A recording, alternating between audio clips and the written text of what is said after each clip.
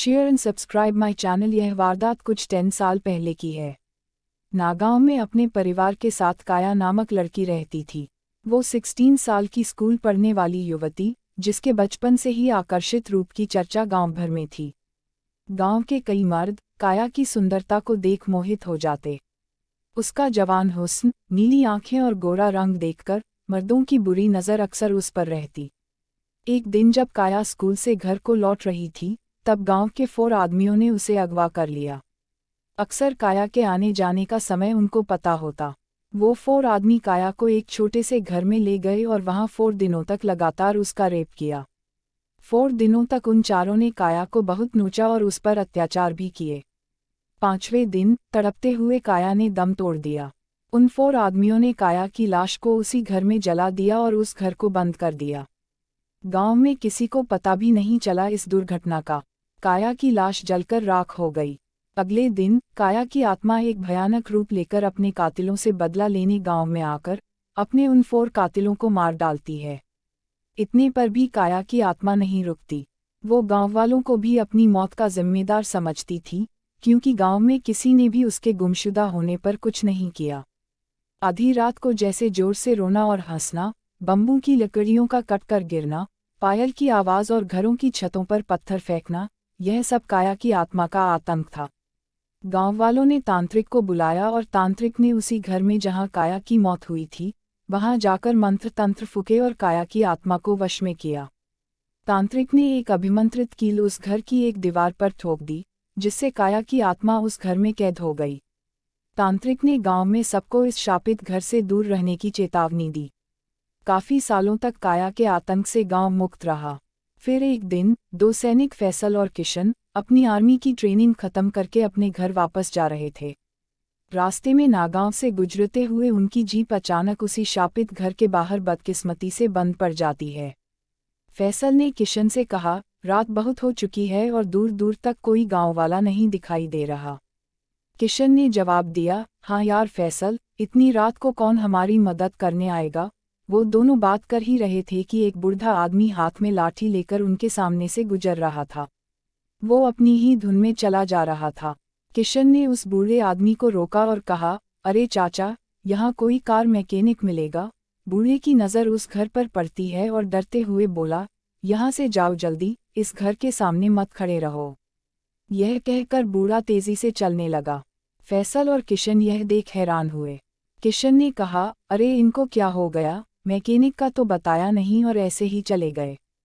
फैसल की नज़र उस शापित घर पर पड़ती है और वह बोला, चल यार किशन, आज की रात इसी घर में गुजारते हैं और कल सुबह जल्दी निकल जाएंगे। किशन मान जाता है और दोनों उस शापित घर में चले जाते हैं। वो दोनों सेना के सिपाही थे, तो ऐसी बंद जगहों से कहाँ डरने वाले थे। जो देश की रक्षा करते हैं उन्हें ऐसी जगह से कोई फर्क नहीं पड़ता। उनका मोबाइल नेटवर्क ना चलने से वो दोनों अपने घर वालों को खबर नहीं दे सके। फैसल अपना सामान का बैग गलती से उसी कील पर टांग देता है, जो तांत्रिक ने सालों पहले घर के अंदर ठोका था। बैग का वजन भारी था तो कील और फैसल का बैग दोनों ही जमीन पे गिर जाते हैं। फैसल इसको नज़रअंदाज कर कील को एक तरफ फेंकता है और अपना भारी बैग एक जगह रख देता है। दोनों सो गए और 1 घंटे बाद एक लड़की की जोर से रोने की आवाज़ें आने लगी। किशन की नींद खुली और उसने देखा कि एक लड़की बहुत डरावने भूतिया रूप में उसके सामने खड़ी थी। फैसल की गलती से काया की आत्मा आज़ाद हो गई और अब वो किशन के सामने खड़ी थी। काया ने गुस्से से बोला, चले जाओ वरना तुम भी मरोगे। किशन, एक आर्मी सैनिक होने के नाते, नहीं डरा। काया की आत्मा ने सोते हुए फैसल को हवा में ऊपर उठा लिया और कहा, तेरे दोस्त को मार डालूंगी, चले जाओ तुम दोनों। काया ने फैसल को नीचे ज़मीन पर पटक दिया और फैसल की नींद खुली। फैसल को सर पर चोट लग गई और उसने भी काया की आत्मा को देखा और बोला, किशन, चल यहाँ से भाग चलें। वो बूढ़ा आदमी भी इस घर की तरफ इशारा कर चले जाने को बोल रहा था, पर हमने ही उसकी बात पर ध्यान नहीं दिया। किशन और फैसल अपना सामान लिए उस शापित घर को छोड़कर भागने लगते हैं। रास्ते में उन्हें एक गांव दिखा और वहां स्थित एक शिव मंदिर भी। किशन ने कहा, फैसल, आज रात इस मंदिर के बाहर गुजार लेते हैं। यही एक सुरक्षित जगह है। फैसल किशन की बात मान गया और दोनों वहीं मंदिर के बाहर आसरा लेते हैं। कुछ देर बाद एक सिद्ध साधु वहां से गुजरे और उनकी नज़र किशन और फैसल पर पड़ी। साधु ने उन दोनों को तसल्ली देते हुए कहा, यह एक सुरक्षित जगह है। उस लड़की की आत्मा से तुम्हारी रक्षा होगी। किशन और फैसल आश्चर्यचकित होकर खड़े हुए और किशन ने कहा, साधु महाराज, आपको कैसे पता हमारी हालत के बारे में? साधु ने हंसकर जवाब दिया, इस गांव के हर कोने से मैं वाकिफ हूँ।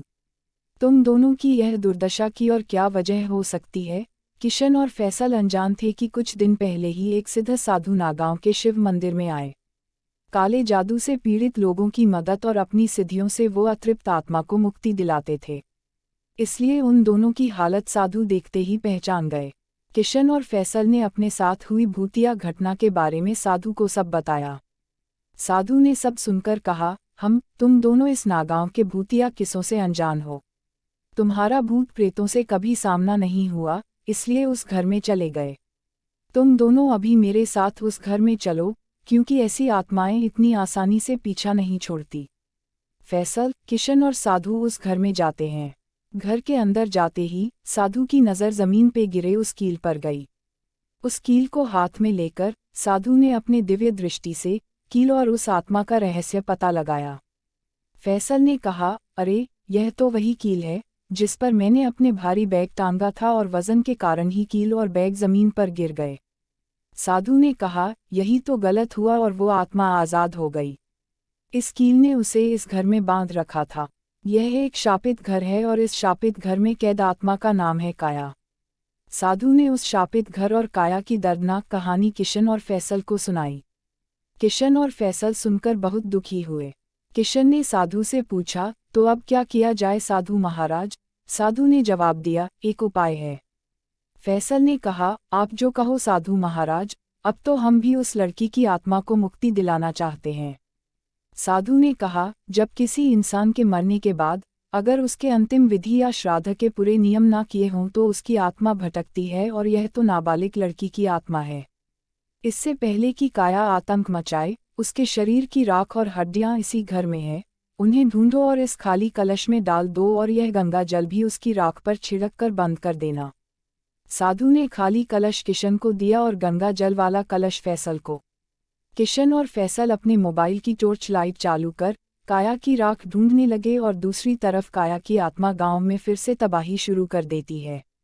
कुछ देर बाद उन दोनों को एक कोने में काया की राख और हड्डियां मिली। किशन ने काया की राख को खाली कलश में डाल दिया और फैसल ने उस पर गंगाजल छिड़क दिया। इस काम को करते करते पूरी रात निकल गई और दिन भी चढ़ गया। दोनों उस कलश को साधु के पास ले गए। साधु ने कहा, अब हमें इन अस्थियों को जल में विसर्जित करना होगा, तभी काया की आत्मा को मुक्ति मिलेगी। साधु, किशन और फैसल गांव के शिव मंदिर में काया की आत्मा शांति के लिए हवन करते हैं, फिर मंदिर के पीछे की नदी में काया की अस्थि विसर्जन कर देते हैं। काया की आत्मा उस वक्त अपने इंसानी रूप में आकर किशन और फैसल से कहती है, आप दोनों का